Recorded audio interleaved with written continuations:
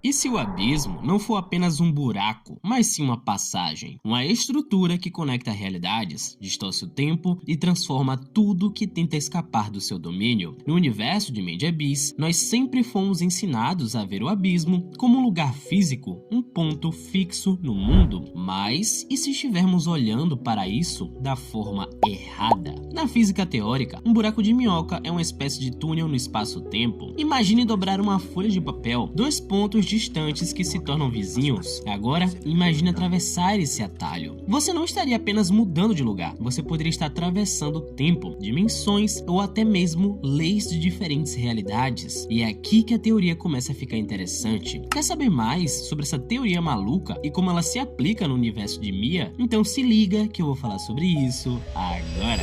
Fala, meus aventureiros! Como é que vocês estão? Eu espero que estejam bem. Eu sou Chorou e estamos aqui em mais um vídeo de teoria de Made in Abyss. E dessa vez com uma bem específica, um assunto que até ficou bem famoso recentemente, graças à quinta e última temporada de Stranger Things e o seu temível mundo invertido. E sim, eu estou falando da temática e também da teoria do buraco de minhoca, só que no contexto do nosso anime fofinho e sangrento ao mesmo tempo. Essa teoria, ela meio que já existia na comunidade há um bom tempo atrás, só que ela nunca foi totalmente desenvolvida. E pra ser bem sincero, nem existem muitos detalhes para poder sustentar essa ideia. Porém, com a chegada da última camada do abismo, que é a sétima, e também com a revelação dos mistérios escondidos na canção de Haru Omari, surgiu na comunidade aquela temível pergunta: o que tem depois do final? O que existe embaixo do turbilhão dos confins? E a ideia do buraco de minhocas é algo que se encaixa nessa situação. Tipo, quem nunca pensou no que aconteceria caso caísse num buraco que te levasse para o outro lado do mundo? Então, é basicamente sobre isso que vamos conversar hoje. Mas antes, se essa for a sua primeira vez aqui no canal, eu te recomendo a conhecer esse recinto de malucos, tá bom? Mas, se você já for um aventureiro de longa data, deixa o like aí embaixo e um comentário também, se você puder, que isso me ajuda a continuar trazendo mais vídeos para vocês, tá certo? Então, sem muita enrolação,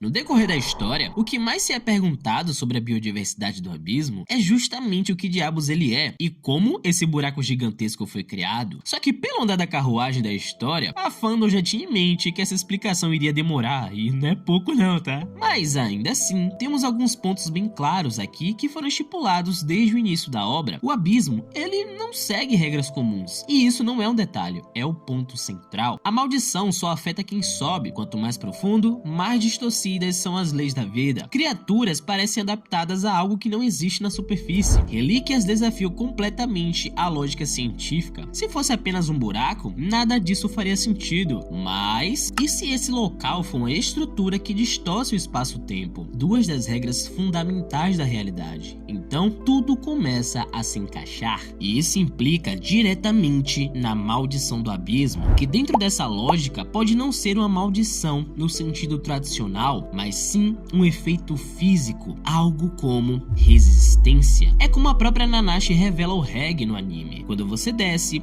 você acompanha o fluxo desse túnel, mas quando tenta subir, é como se tentasse nadar contra uma corrente invisível que afeta o seu corpo, sua mente e sua própria existência. Cada camada piora isso, como se você estivesse cada vez mais distante do ponto de origem da realidade. Então, pensa comigo aqui rapidinho. E se cada camada do abismo não for apenas mais profunda, mas sim mais distante em termos de realidade? Isso explicaria a mudança de ecossistemas extremos, criaturas cada vez menos naturais e regras físicas cada vez mais instáveis. Isso parece menos uma descida e mais uma transição, como atravessar níveis de existência. Outro detalhe importante também que a gente pode citar é que o abismo mexe com memória, percepção e até identidade.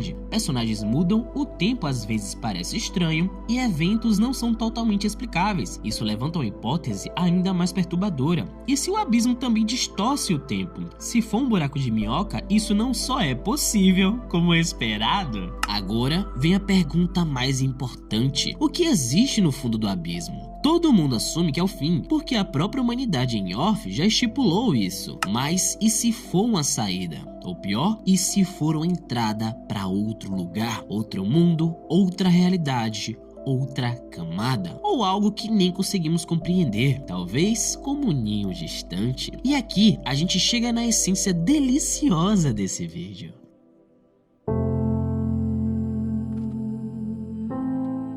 Descer ou subir tem um custo, seja dor, perda ou transformação. O abismo sempre cobra um preço, e isso se conecta perfeitamente com a nossa teoria, porque atravessar algo que rompe as leis da realidade não deveria ser seguro. O corpo não foi feito para isso, e muito menos a mente humana, ainda mais quando as circunstâncias e informações estão além da compreensão da consciência. Enquanto isso, na física teórica, um buraco de minhoca é uma ideia que descreve um tipo de atalho no universo. Em vez de viajar uma distância enorme pelo espaço normalmente, um buraco de minhoca funcionaria como um túnel que conecta dois pontos diferentes do espaço-tempo, podendo ser lugares muito distantes, ou até mesmo diferentes no próprio tempo. Essa ideia surge a partir da pesquisa de campo da teoria da relatividade geral proposta por Albert Einstein, e ela diz que o espaço e o tempo estão conectados, formando o plano do espaço-tempo, e que ele pode ser curvado por massa e energia. Então, se ele pode se curvar, em teoria também poderia se ligar, formando um atalho. Em síntese, é basicamente isso.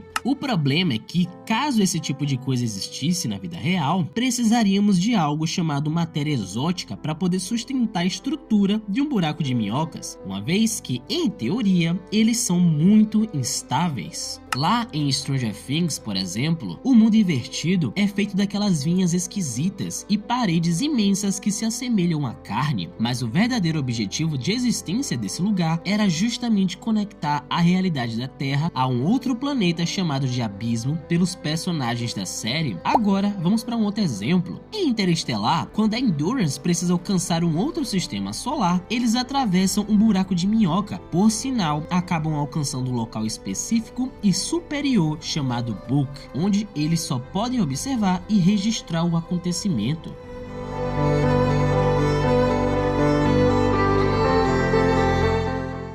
E aqui chegamos no ponto essencial que eu queria adentrar, o Book e o modelo Randall-Sundrum. No contexto da física teórica, especialmente em áreas como a teoria das cordas e o modelo de universo com dimensões extras, o Book é o espaço de dimensões superiores que contém ou então envolve o nosso universo. Mas chorou? Como assim? Explica isso melhor, porque eu não tô entendendo nada. E bom, meu compadre, imagine que o nosso universo seria uma espécie de membrana chamada Brain, com 3 dimensões espaciais e mais o tempo. Essa membrana estaria dentro de um espaço maior, que seria o Book, e assim poderíamos determinar que o Book pode ter mais dimensões espaciais além das que percebemos, enquanto tudo que conhecemos, seja matéria, luz ou forças como eletromagnetismo, ficariam presos à nossa brana, enquanto a gravidade poderia se propagar pelo Book. Isso ajudaria a explicar, por exemplo, por que a gravidade é tão mais fraca que outras forças, e também como dimensões extras poderiam existir sem percebermos diretamente. Cara, eu realmente espero que sua cabeça esteja de boa depois dessa explicação.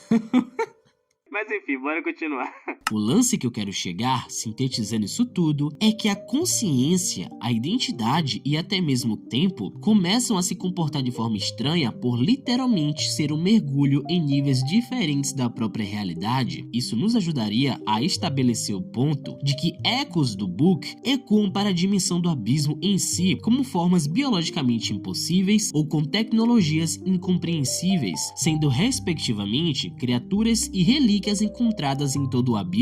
O que eu quero dizer é que elas podem não ter se originado totalmente no nosso plano, como se fossem formas de vidas adaptadas a outras dimensões ou objetos que vazaram do Book para o nosso mundo. Ou seja, o abismo pode ser interpretado como um ponto onde o nosso universo, a Brain ou a Brana, entra em contato com algo maior, o Book, ou talvez um outro nome, o ninho distante. E quanto mais fundo você vai, menos o mundo será segue as regras que conhecemos e mais você se aproxima de algo fundamental. No fim das contas, talvez o maior mistério de Made in Abyss não seja o que existe no fundo, mas o que o fundo representa. E se o abismo não for apenas um lugar, mas uma transição, uma passagem entre aquilo que conseguimos entender e aquilo que simplesmente nos ultrapassa, assim como na física, onde teorias como o Book sugerem que o nosso universo pode ser só uma pequena parte de algo muito maior, o abismo nos lembra de uma coisa essencial, que existem camadas da realidade que não foram feitas para serem exploradas, pelo menos não sem pagar um preço. E é exatamente isso que torna essa jornada tão fascinante e tão cruel, porque no abismo, quanto mais fundo você vai, menos humano você volta sendo. E aí, como é que tá sua cabeça agora? Conseguiu entender tudo que a gente falou aqui? É loucura, né? Eu sei disso. Mas é como eu sempre digo, nos vídeos desse canal, você sai mais confuso do que quando entrou, não tem jeito. Coloca aqui nos comentários o que vocês pensam a respeito dessa ideia maluca e mirabolante ao mesmo tempo, para que a gente possa debater um pouquinho depois, tá bom? Eu vou ficando por aqui e agradeço se vocês ficaram comigo até aqui também. Fiquem bem e até a próxima. Tchau!